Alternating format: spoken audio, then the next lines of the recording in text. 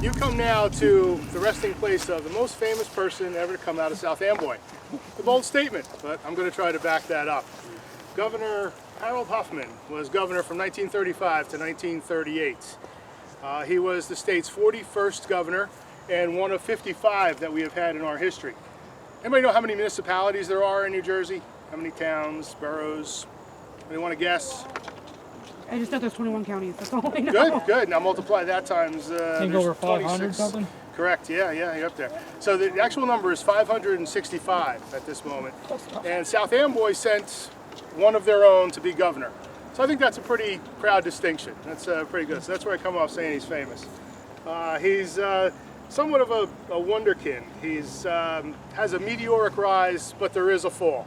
There is scandal. Stick with me, and we'll cover it a little bit at least. He's always been well regarded in this town, though, as evidenced by his name is still on the high school. Although South Amboy High School has moved on and moved over, they have retained the Govs as their mascot, and his name's still on the school. Let's see, when he was in that school, of course, it wasn't named for him then. He graduates in 1913. He's all-around big man on campus kind of guy. He's the center on the football team. He's a catcher on the baseball team, plays basketball, three-sport man. He founds the literary society. Aside from excellent academics, he's just building his popularity and that trait of being an overachiever that'll lead to his political career and get him into the governor's mansion. This is the 125th anniversary of his birth. You can check my math. Stone's over on the lower left over there, but this is the 125th anniversary of his birth. And just coincidentally, there's a Hoffman running for governor this year. Madeline for the Green Party. Just, I don't know, trivia.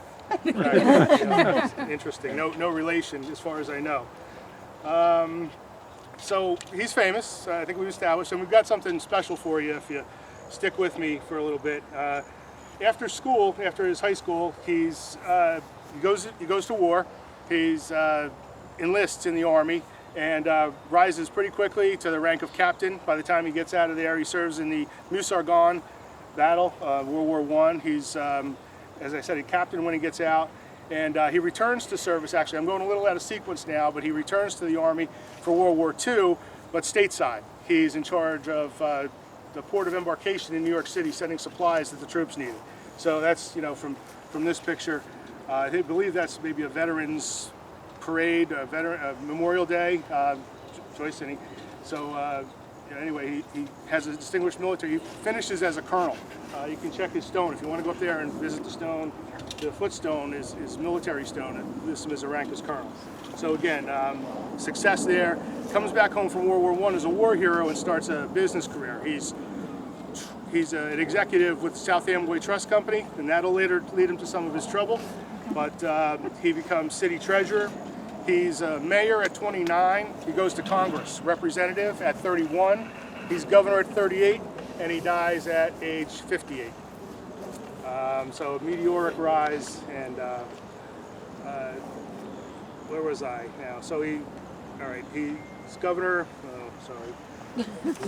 Assembly, mayor, Congress. Have I covered it? After being mayor, he's commissioner of the DMV for a while. This was a new organization. Those automobiles were new things at the time. And this is also where he builds some of his reputation and makes connections that'll get him elected governor.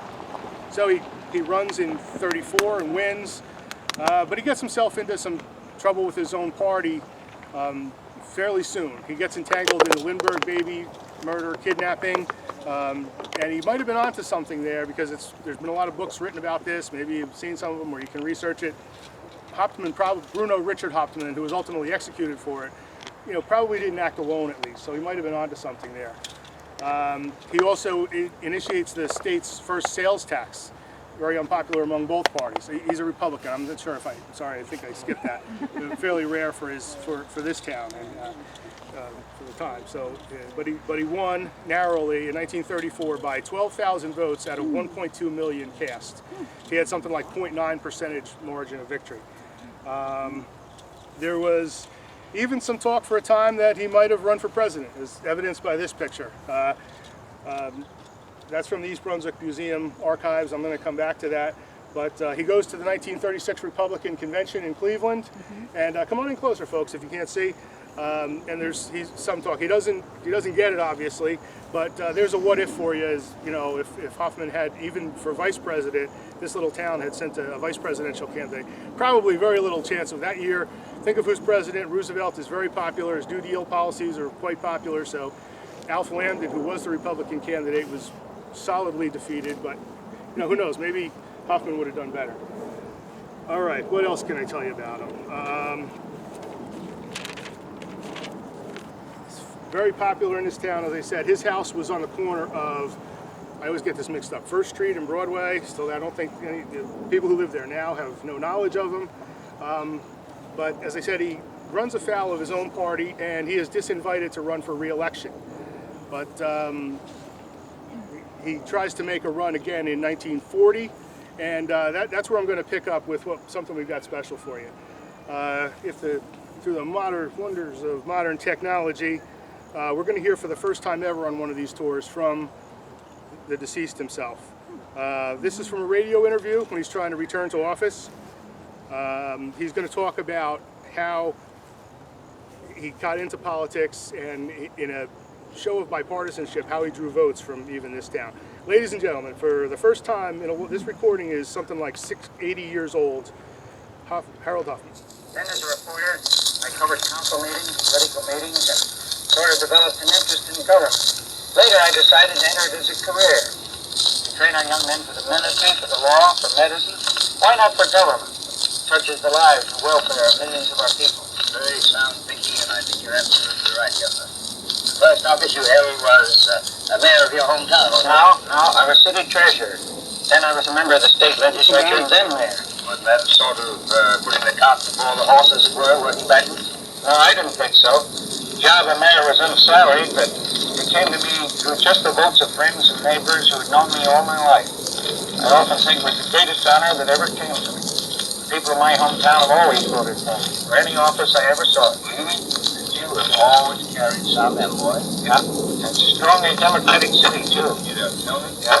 Democrats there got into the habit of voting for me long before I ever heard of Frank Hayes. No one ever told me it was a political sin to be able to get votes even from the other party. Well, I should say not. That's it. We're going to have another audio clip in a second, but I've been lucky enough to work with these recordings from the East Brunswick Museum. They have his papers and his holdings, and in this photo he's with some of his collection of elephants. He was gifted elephants by dignitaries from throughout the country and friends and maybe people who are trying to just kiss up, and there's over 1,000 of them. And the East Brunswick Museum will be open starting in November 13th on weekends, so come and see it and see some of his other belongings. The other clip I have for you is his funeral was quite a big deal in this town when it happened. It's going to mention this very cemetery. They had a procession. It was held at Hoffman High School to accommodate the crowds, and they had a procession up here for his burial. And the voice one of the speakers a little way into this clip is the chaplain from his military unit in the Army. So I'm grateful to the East Brunswick Museum for letting me use these recordings. I've been digitizing them. This one's only about 60 years old, but it was carried on WCTC. He was a big enough deal that his funeral, I don't know how many funerals you typically hear on CTC or even on television, but it was a big enough deal that his funeral was carried on the radio that same day, June 8th, 1954. And bear with me, the audio is not great, but... This afternoon at 2 in Hoffman High School, South Amboy, funeral services were held for Harold G. Hoffman, past governor of the state of New Jersey and prominent Central Jersey resident. An overflow crowd attended the services. Believing that many other Central Jersey residents would like to have attended but found it impossible to do so, WCTC recorded them and at this time rebroadcasts the services to all of Central New Jersey. The services actually were in 2 parts. First was a Veterans Memorial Service conducted jointly by the South Amboy American Legion, Veterans of Foreign Wars, and the Disabled American Veterans. Father Michael Corey, a chaplain in a unit Hoffman served with during World War II, officiated. Following the veteran services, official church rites were held, with the Reverend Wilbur Pike of the First Methodist Church conducting the services. These were followed by interment at Christ Church Cemetery, where a 16-man detachment from Fort Monmouth fired 3 volleys over the grave. Now, in the public interest, WCTC brings you this afternoon's funeral services conducted for Harold G. Hoffman of South Amboy. And first on this presentation, we will hear the eulogy delivered by Reverend Father Michael Corey of the 114th Infantry. Mrs. Hoffman, all members of the family, distinguished guests, fellow veterans, friends of the great and distinguished Harold G. Hoffman. It has been assigned as a great privilege to me, in the name of the veterans, to say a final word of greeting to a man who's been one of my staunchest friends more than 30 years. It is entirely fitting that we should come to pay What an this inspiring last speaker, tribute of respect in the native town and home of our deceased convert, because he loved this town and the birth and the honors that you give him were appreciated more than the honors given by state and nation in latter years. Love that.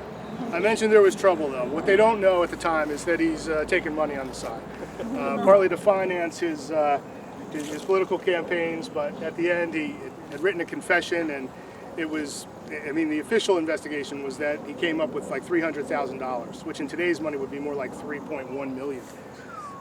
So he's suspended from his job at the Unemployment Compensation Commission, which he took after being governor, and in March of 1954. And he dies in June of 1954. We speculate brought on by stress of what he knew was to come. He was never indicted or charged, but you know, he has a storied past there, or checkered past. But he's still well regarded in this town. And you have other people to meet, but I want to thank you for paying attention to a guy who was once so much in the public eye. Thank you. Really, it's good.